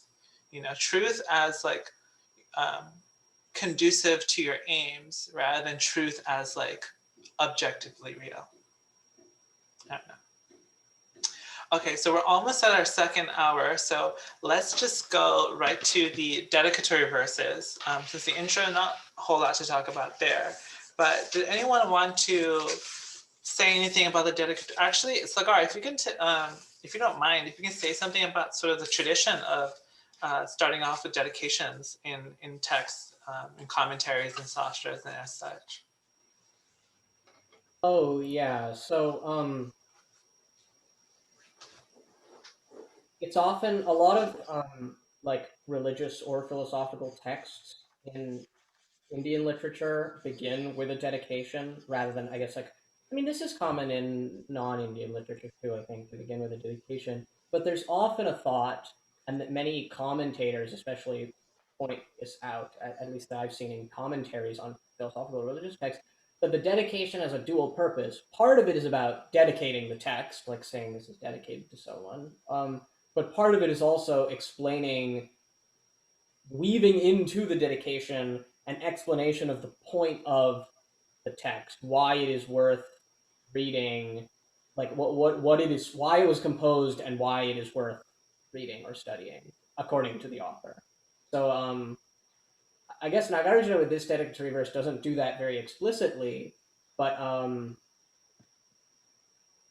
I guess it kind of hints to that, because it talks about how the Buddha taught this dependent origination for the purpose of causing the cessation of hypostatization. So Nāgārjuna, I guess, is hinting at this text is dedicated to the Buddha, who is relevant to the text's purpose because he taught a certain teaching for ending hypostatization, and that's what I'm going to explicate in this text, and that's why it's important. That's kind of, I guess, the situation with the dedication in terms of its role in the book. Yeah, one of the interesting things that I've noticed is that if you try to look at a whole text like this from a genre point of view, you know, the dedicatory verse can seem to stand out as this sort of more poetic kind of thing, and then you continue with incredibly dry, sometimes like philosophy and analytic language, and you might take that approach if you don't understand the context in which the text is made, like Sagar said. And I think it's an interesting way in which the outside of the text is brought into the inside. So the text cannot stand alone by itself. It's part of a larger process that's greater than itself. And a dedicatory verse, I think, one of the functions it fulfills is reminding us of that embeddedness of the text within this larger program within which it lives and without which it cannot live in any meaningful way. And that's the soteriological program, and if you take a Mahayana lens, of liberation of self and other. And you know, it's a reminder at the beginning, and sometimes they also do a kind of dedication at the end as well.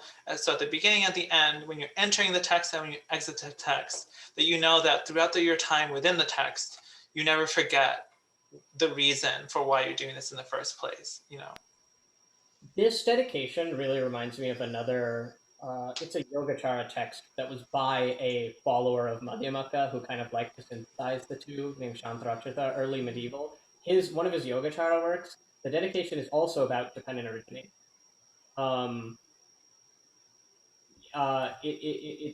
He begins the dedication saying, this is being composed after bowing to the omniscient one, the greatest of speakers, again, like the Nāgārjuna says, who, with a view of bringing welfare to the world, propounded the doctrine of the wheel of dependent origination. And so it kind of, but then instead of going through these 8 negations, he instead goes through how it is free from all concepts such as quality, substance, movement. He talks about it in terms of being free from these qualities, but kind of gets at a similar thing that I feel Nāgārjuna is getting at with these 8 negations.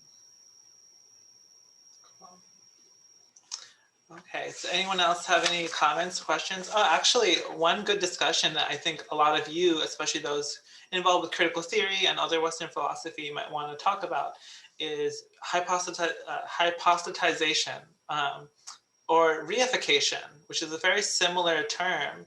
I have read that they're slightly different, and maybe we can talk about that. But you know, in many ways, they're functionally equivalent.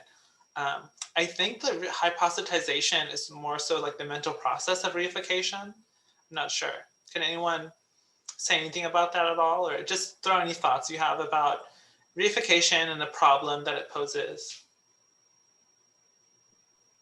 I actually don't know what reification is. Could someone explain? I was going to talk about the Tibetan and the Sanskrit which is, I think, prapancha and trepa, respectively. And sometimes they're referred to as conceptual elaboration as well, if I'm not mistaken. And well, I think as it says in the introduction, this is already something that's kind of alluded to as a problem in the Abhidharma, which I believe would be in the first turning, right? Where they were concerned primarily with like the belief in a self, right? So we take something that's actually many parts as something whole. There are three characteristics, I think, that it's singular, yeah, permanent, and independent. And this kind of assumption is this belief, or like a deep-rooted psychological well, axiom of our existence is like the root of cyclic existence. But in actuality, there's no basis for this. If you look at what we have, right? Traditionally, we would divide it in many different ways, like in the skandhas, in the dhatus, in the ayatanas, which were actually enumerated in the Heart Sutra that we read earlier. We would see that it's like there's no basis for thinking that something is singular, permanent, and independent. So it's actually something that we add on. It's mistaken, right?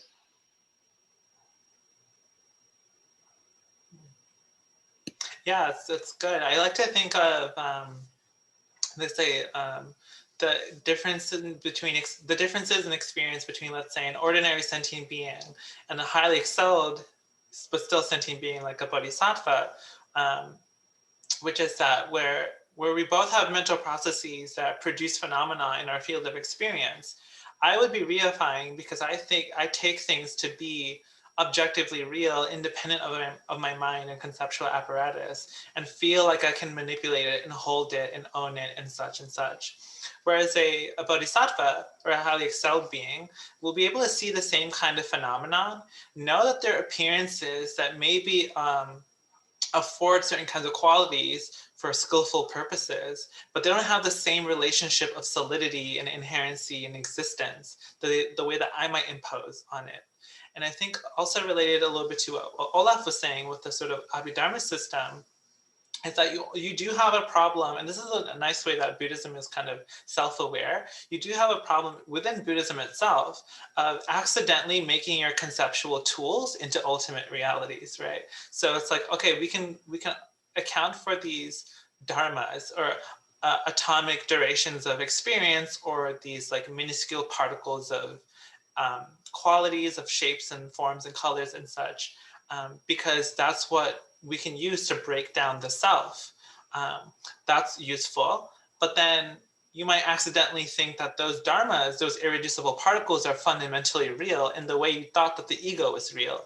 But so all you've done is just exchange one real entity for another one, whereas the task of Nāgārjuna is saying that we don't need intrinsic existence on any level to make sense of anything. And that in fact, the cessation of imputing things with inherent existence, or hypostaticization, is precisely one of the things that ceases upon liberation. Yeah, and that's one of the important reasons for why emptiness is so significant, because emptiness allows us to familiarize ourselves with the fact that our attribution of inherent existence is just that, an attribution, not something that the object or phenomena has as on its own side, independent of us. Anyone else? Yeah, I don't know if this is helpful, but I'll throw it out there. Recently, I've been thinking of reification just in terms of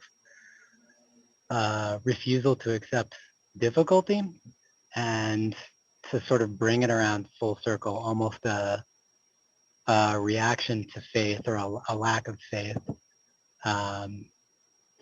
People speak of faith in terms of like leap of, you throw yourself off the thing, kind of simultaneously knowing and not knowing you'll be caught. And faith, in a sense, is the opposite of certainty. And I would say that reification is like kind of a reflexive but denied or sort of suppressed or repressed attempt to manufacture certainty. It's a way of relating to the world as if it were board pieces, you know, chess pieces, rather than something that could surprise you and turn out to be different from what you thought you apprehended. Maybe that makes sense. I think that's a really great angle to take, the more like psychological approach, and the sort of functions that we can try to think about, like that attribution of inherent existence affords us, which also affords us certain kinds of experience. And I think it is definitely, if not rooted in, at least proliferates this sense of false certainty about the way things are, definitely. And it's definitely, I think, a way in which we lower down the resolution of our experience by like making things into these simple objects ascribed by universal categories. And we sort of, and one of the problems with that kind of attribution of false existence is that you do lose some of the detail and manifold texture of what's actually there. Which isn't to say that, you know, having a more complex picture of reality means you have a closer picture of reality. It's still a picture of reality. But yeah, and I think there's definitely, maybe with somewhat what you said about the faith, there is a sense of openness you have to have in how you approach the world and how you sort of carry yourself in order to not have that or work against that habituated tendency to impute false existence. There's a bit of, I don't know how you say. I mean, one of the things that's beneficial about ceasing this incessant habit of imputing a false existence is a sense of anxiety, you know, this and this sense of control that you need, and ceasing that will make you more relaxed, which will make you more conducive to not imputing inherent existence, and it sort of works on itself that way. The point is, how do we break into that through practice? I always really like when people are working on the street, and the street's broken up, and there's like a giant gaping hole, and it always reminds me that the street doesn't have intrinsic existence.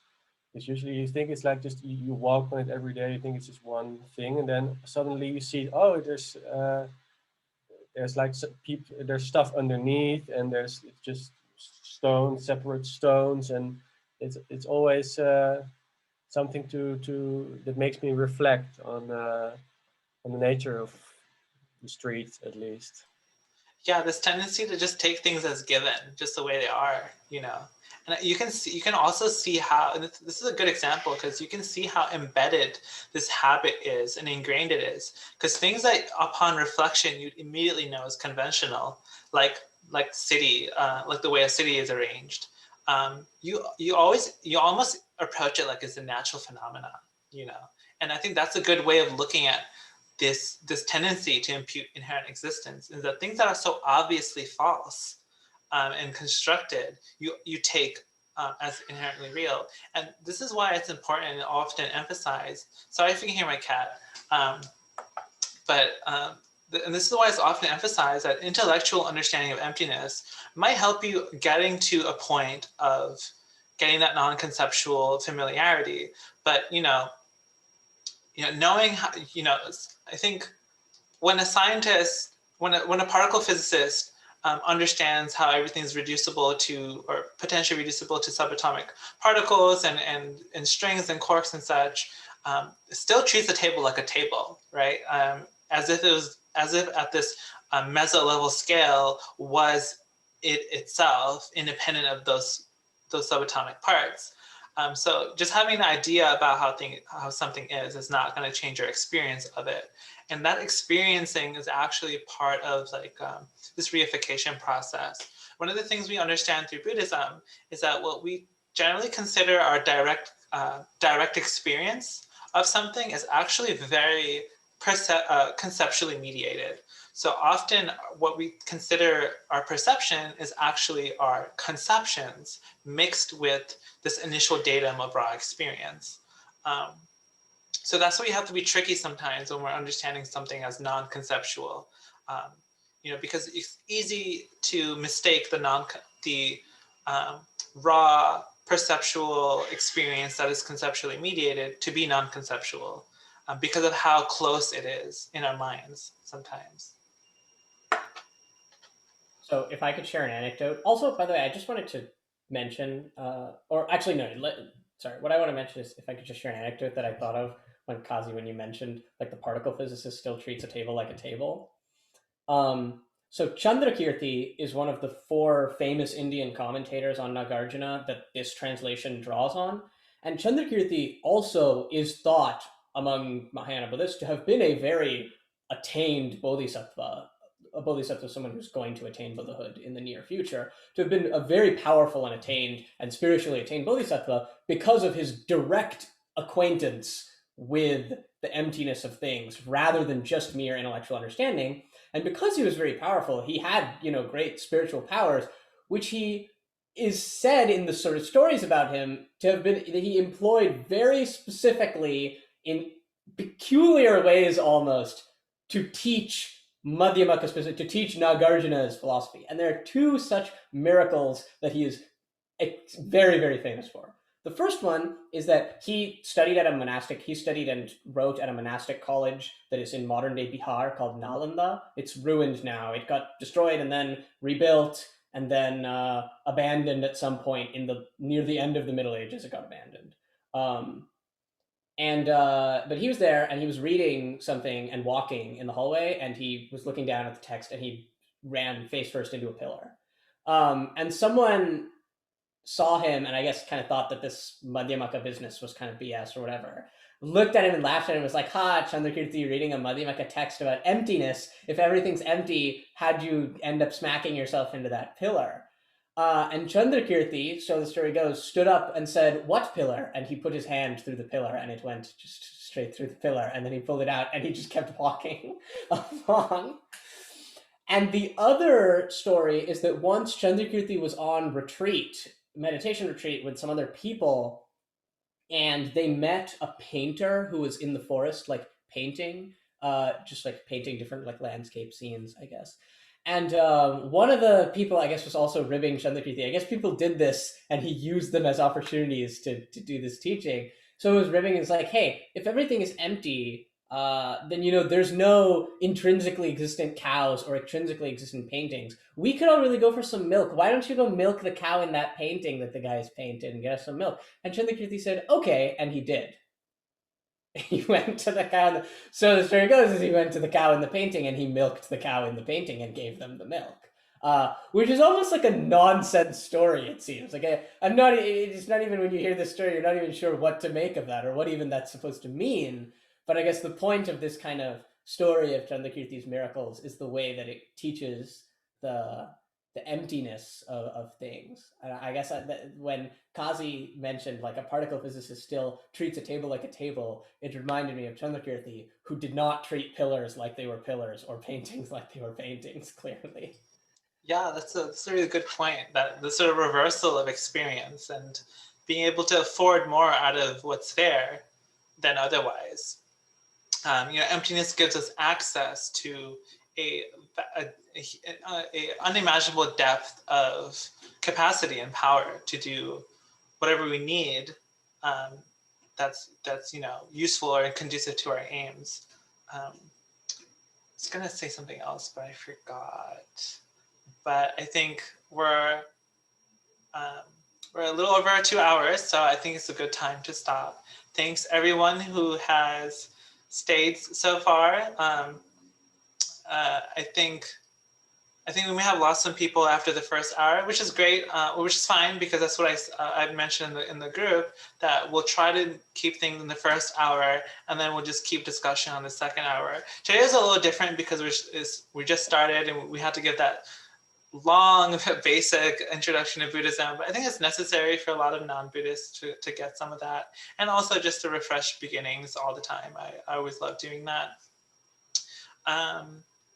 Yeah, so I'm planning on this being every week, and we can manage the reading properly with that, so it's not super overwhelming. I'm also very busy, so I was thinking for next week we can just do the first chapter, an analysis on conditions. I think that's a good, let's see, 29.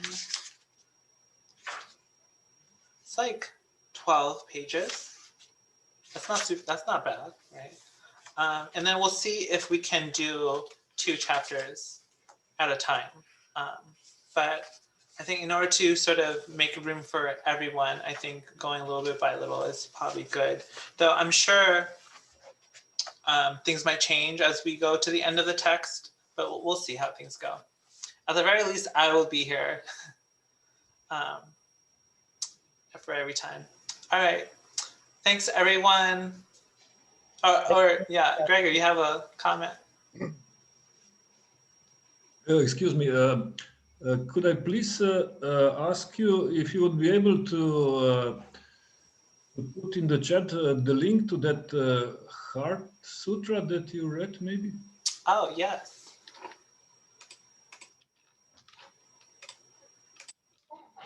Here you go. And I think I'll definitely use the Facebook group to put links and to put other recommendations for further reading. I think I'll start that with the video that we'll post of the recording, and we can actually all collectively use that post of the video as further elaboration and discussion on the topic. So we should definitely mix the group and the Zoom call like really well. So